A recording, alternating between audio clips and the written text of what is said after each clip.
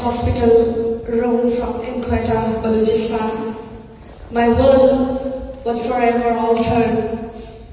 At the tender age of 10, recovering from surgery, I watched as my father left, summoned for his government duty in a remote town of Balochistan, promising to return in a couple of days.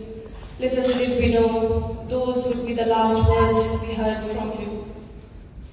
2 days later, on June 28, 2009, Pakistani intelligence agencies forcibly disappeared him from his workplace residence. The shock and devastation that followed are incredibly etched into my memory. The frantic searches, the tearful pleas for answers, the haunting silence that engulfed our home. For the past 14 years, 11 months and 3 days, my family, my siblings, my mother and I have been left grappling with the agonizing uncertainty about my father's whereabouts. I don't know whether I am an orphan and my mother still wonders whether she calls herself a widow or still wait for her husband.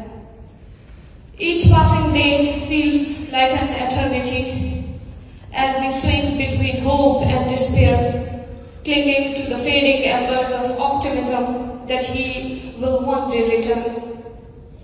But as the years stretched on, the reality of our situation became painfully clear.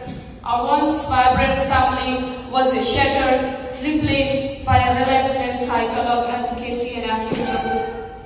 I found myself thrust into a world far beyond my years, reading appeals at press clubs, chanting slogans on the streets, and enduring the harsh realities of protest in front of government offices.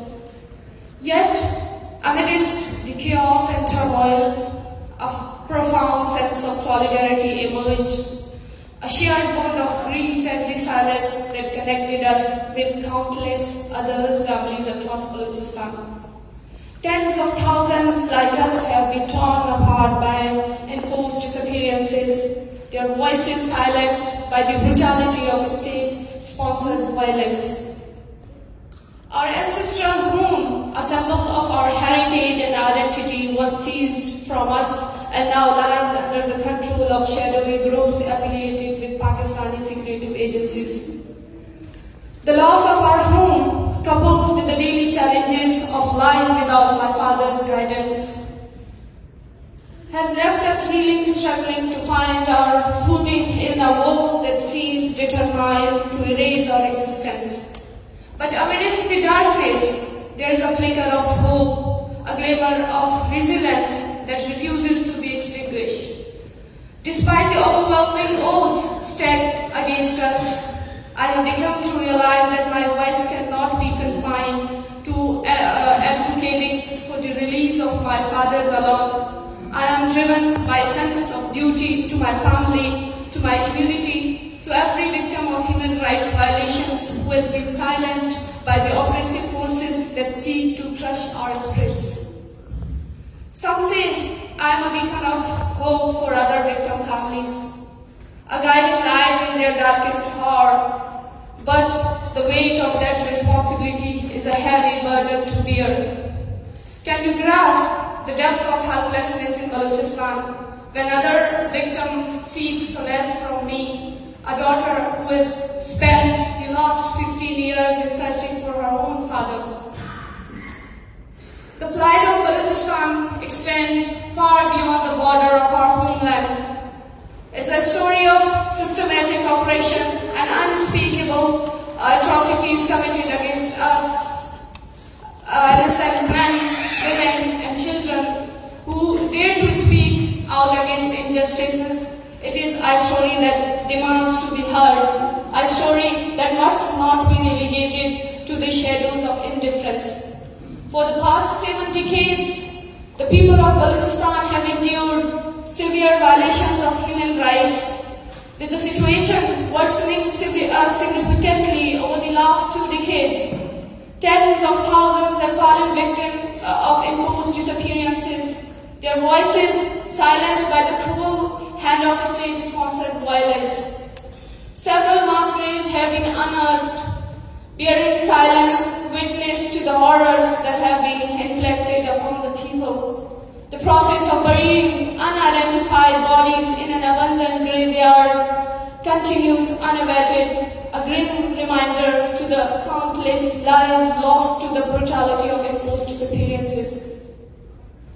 Every time we receive the news of a dead body, the families of victims of enforced disappearances are plunged into an unbearable pain and anguish.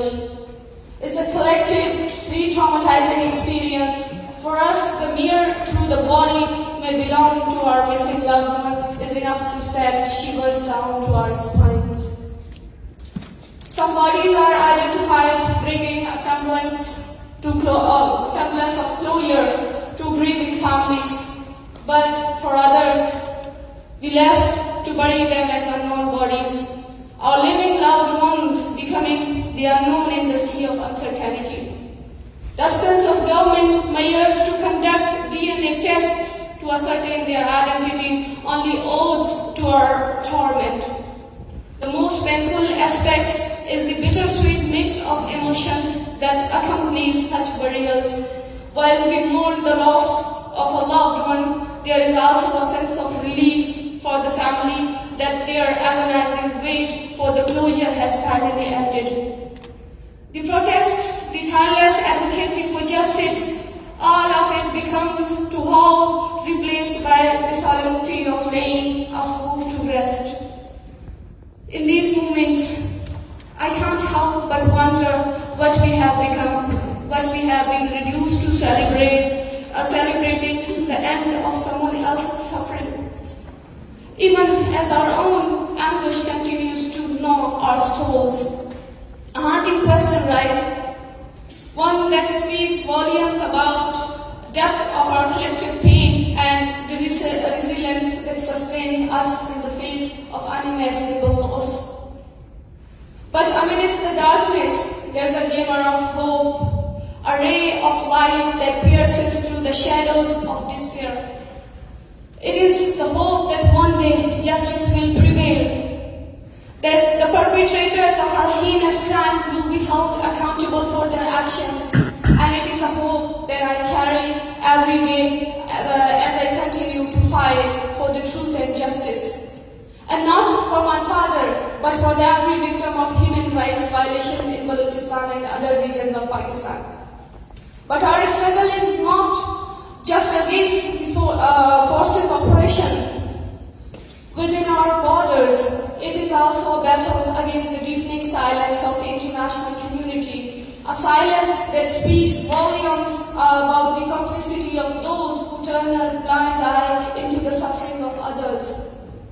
Despite our tireless efforts to seek justice within Pakistan, we have been met with a wall of indifference, a system that is rugged against us, designed to protect the perpetrators rather than the victims.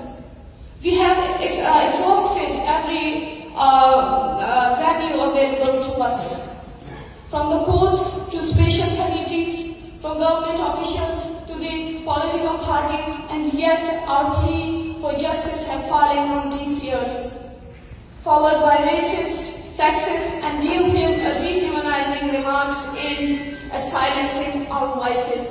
But despite the threats, the intimidation, and the near daily reminders of the risks we face, we refuse to be silent. Our voices will not be silenced by fear, by intimidation, by violence. We will continue to speak out against enforced disappearances, against every form of human rights violations, until every last trace of injustice is swept away. And so, I stand before you today, not just as a daughter searching for her own father, but as a voice of the voiceless. I implore you to join me in this fight for justice, for truth, for fundamental rights for every human being who has been silenced by the oppressive forces of tyranny. Together, we can shine a light into the darkest corners of Balochistan, exposing the truth for all the world to see. Together, we can hold the perpetrators of these, hold accountable the perpetrators for their actions. And together, we can build a future where justice, truth, and human rights prevail for the people of Balochistan and for all the humanity. At last, from this platform, I have a message to my disappeared Baba. My dear father, wherever you are, I want to tell you that for the last 15 years, I have relentlessly pursued your all disappeared persons for your safe recovery, never allowing myself to rest. The pain of your absence has driven me to become a voice for all victim families of enforced disappearances and their families. Through countless sleepless nights and tireless efforts, I have fought to bring justice and hope. Today, my resolve is unbreakable. I will not rest until the last disappeared person is released. I am very honored to receive the Frontline Defender Award for Human Rights Defenders at Risk. It has been a painful and hard journey. However, receiving this recognition makes my resolve stronger. This award is not just a shield of protection for human rights defenders, but also an inspiration and strength for those human rights defenders who are tirelessly working. And I will continue to raise my voice for the voiceless and dedicate this award to the resilient people of Balochistan and other human rights defenders. This award is a testament of their strength and determination, and together we will persist our fight for justice. I dedicate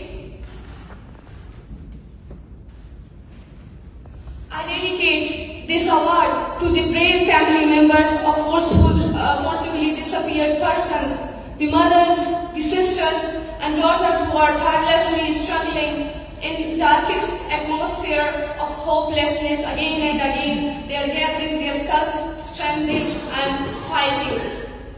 Those unwavering courage in the face of all forms of separation and human rights violations inspires me every day. Together, we will continue this struggle for you and for every soul of longing to be free. Thank you, everyone. Thank you. Thank you very much.